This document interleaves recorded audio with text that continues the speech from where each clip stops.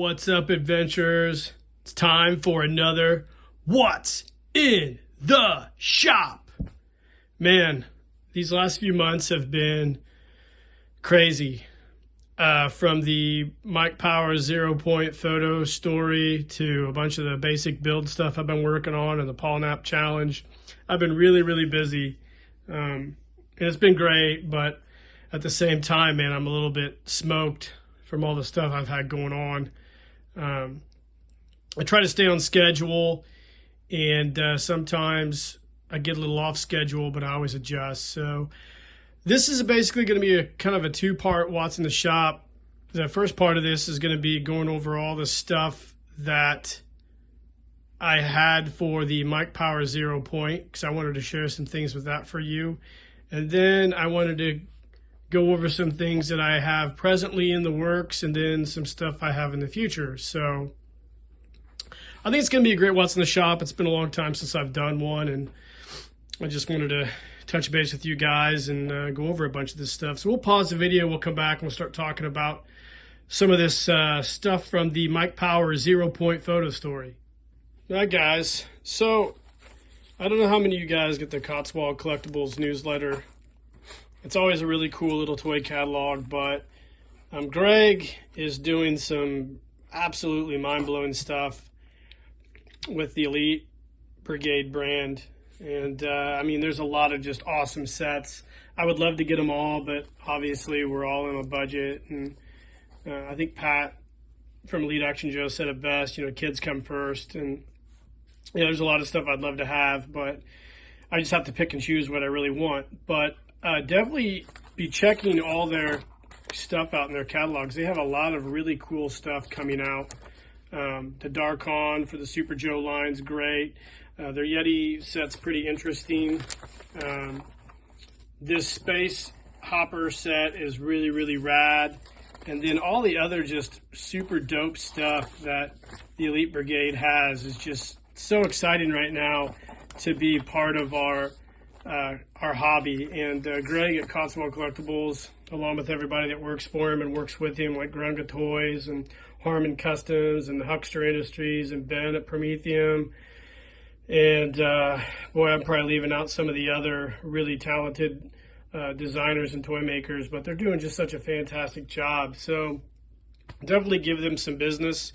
I know I've got some videos that maybe I'm not happy with certain products I get, but that doesn't take away from the effort that they're putting into things. I know they're all really trying to do their best and to make super cool stuff, and they're knocking it out of the park right now. So definitely give Cotswold some love and some props. If you don't follow them on YouTube, definitely follow them. If you don't follow them on Instagram or any of the other platforms, definitely give Greg a follow. He's just he's a shining light in the darkness right now. So shout out to Cotswold Collectibles.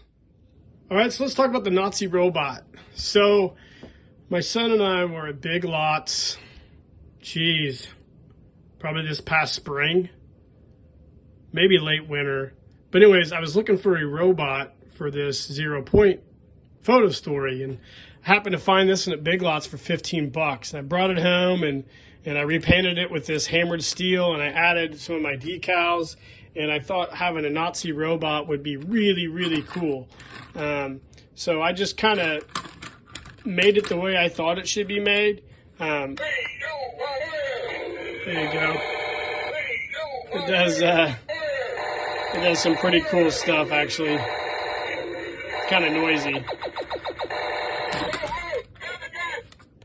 But it walks and whatnot, and yeah, I was really excited to add this. I wanted to add some kind of pulp feel to the photo story, so that's what I did with this robot. My son now wants to play with it, but I told him he can't really play with it until I take the swastika off. I don't want people fucking freaking out when they come over to my house. So that's a cool addition to the photo story. I really enjoyed doing that. So I've had this alien for a while. I bought this a long time ago, back in the 90s. I decided to repaint him. And I just wrapped this table in aluminum tape and added some decals to it. But it really has no role in the photo story other than a prop. I know that I kind of was insinuating, I don't know if you got this from the photo story, where, you know, Adam talked about the Nazis recovering lost technology, alien technology to make their die glocks. Well, I was kind of hoping people would make a connection like, yeah, these aliens here were where the technology was stolen from to make the die glock time space machines. So that was my intent. I don't know if you got that. I don't know if I did a very good job of conveying that, but this little guy was just a prop for that photo story. And I like the alien. I just didn't know really what to do with him. So, but I just threw him in there just as some background noise. So the monoliths, if you've watched the Mystery of Monolith photo story I did a few years ago, and then also the Secret of the Savage, or the Search for the Savage Sasquatch, you know the monolith has played a role in some of my photo stories. It's loosely connected to this one. I didn't have the paint I needed to do this monolith, like the one I sent to Adam, but that's okay. I just used this different color. And I also, if you noticed, we'll talk about the Henshin cyborgs later. I didn't use the same two Henshin cyborgs from the other one. So anyways, the monolith it definitely plays a role in these. It's a space-time device, sort of like a TARDIS in a way, you know, that looks way bigger on the inside than on the outside. But I really just tried to capture the mania that was associated with the monoliths a few years ago when the world was just going bonkers. You know, all these idiots were putting up monoliths everywhere, trying to get people to freak out. But I think the monolith in this story serves a purpose. Obviously, it's the technology that Dr. Isotope wants to harness, so he can become a master of space-time, as he said. But it's a cool thing to use. It's very easy to use, and it's a very cool prop. So I really enjoy using these monoliths. I don't know if this will be the end of the monolith story. We'll just have to wait and see. A couple other props. I just used some plastic cans to make these power meters, I guess you'd call them. Then I have this cool constellation shitty thing I bought for my son a few years ago for his birthday, but it didn't really work out the way we wanted it to. So it's kind of junk. But I wanted to use it as a background prop as well.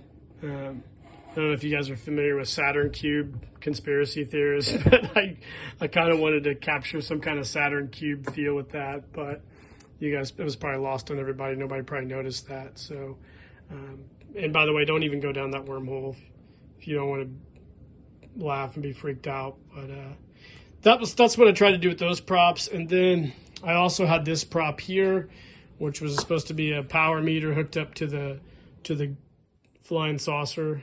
But, you know, it's hard to, without the proper lighting and everything, it's hard to really capture the detail of a lot of these items, but they were just there as background props.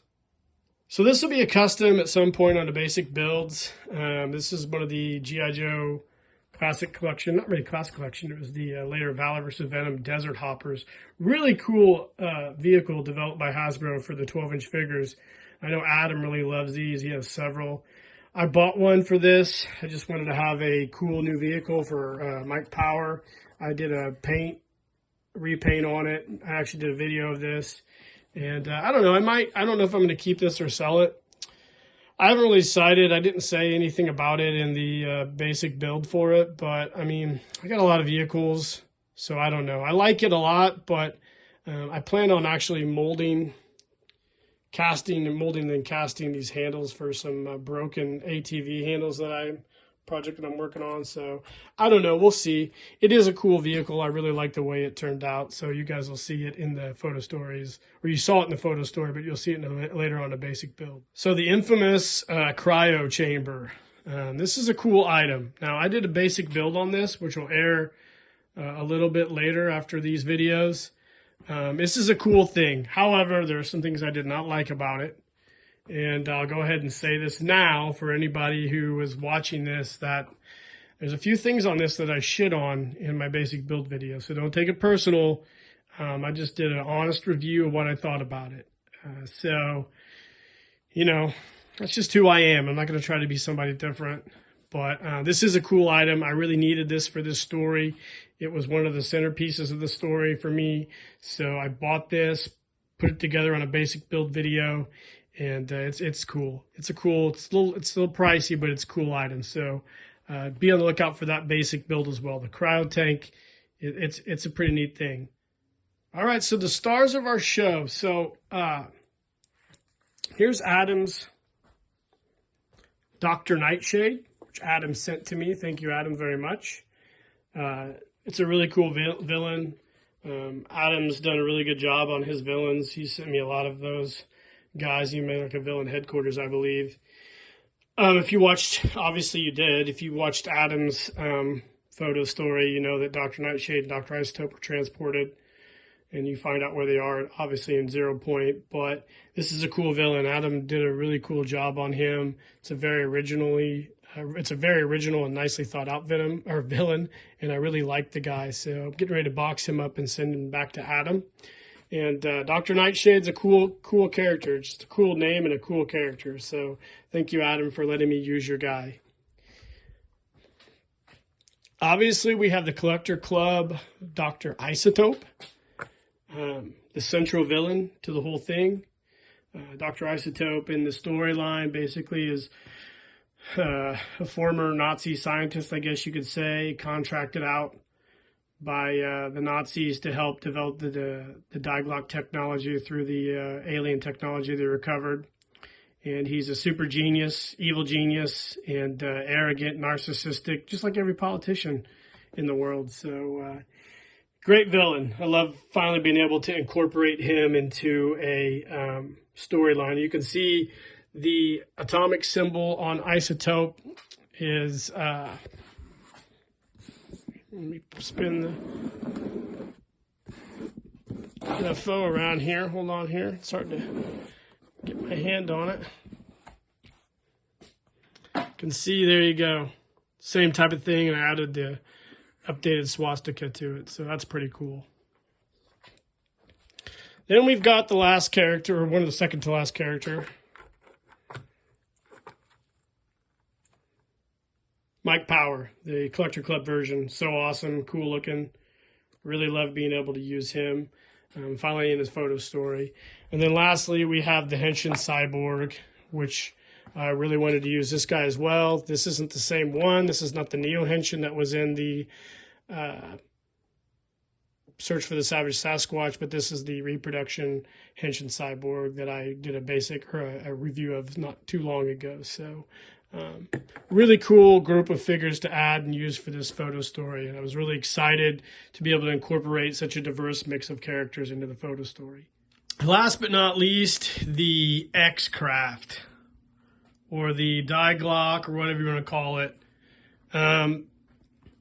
This is a pretty fun project, actually. I first started thinking about doing some type of UFO photo story about 2 years ago.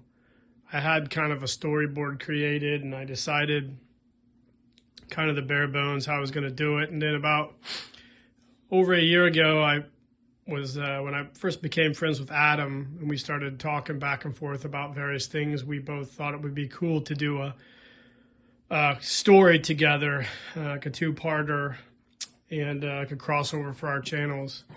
And we kind of both had the same thing in mind. We kind of did a mind meld.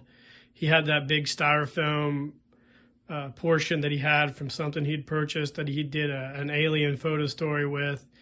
And obviously you saw what Adam did with his. He turned it into a pretty sweet Nazi time machine and did a tremendously awesome job on it. I, on the other hand, just built mine from scratch. I had some shop drawings I had drawn up by hand on what I wanted to look like.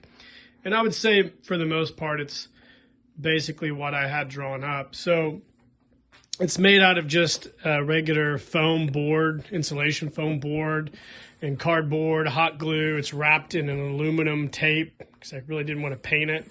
And the decals are vinyl decals that I cut out. I obviously did Isotope's logo with the swastika, since Adam and I both thought that the Nazi theme would be great. The top is just a snack bowl. It pops out. Let me shut the camera down for a second, because it's kind of tight in there. So here's the cockpit. It's just some stuff I printed off of my printer. Just made a place for Isotope to sit. It's about 3 foot in diameter, by the way. Snack bowl for the cockpit or the canopy. And the bottom,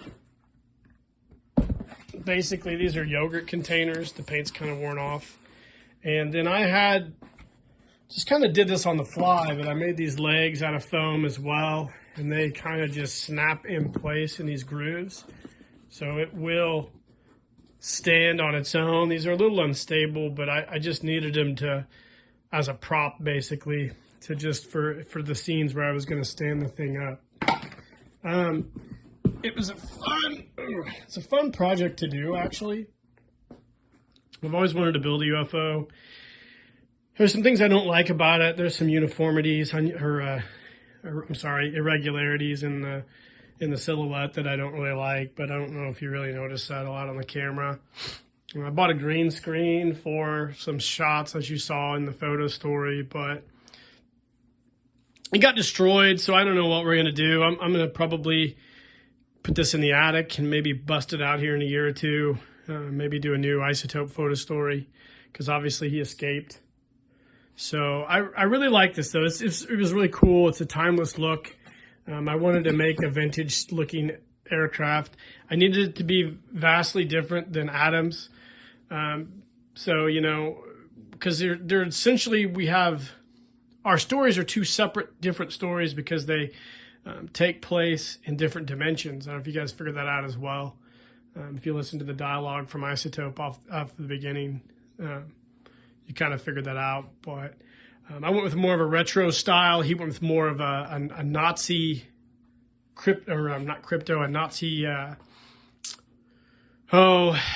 Nazi World War II. Those, I don't know what you'd call it. He went for those old conspiracy theory videos, and he definitely captured it.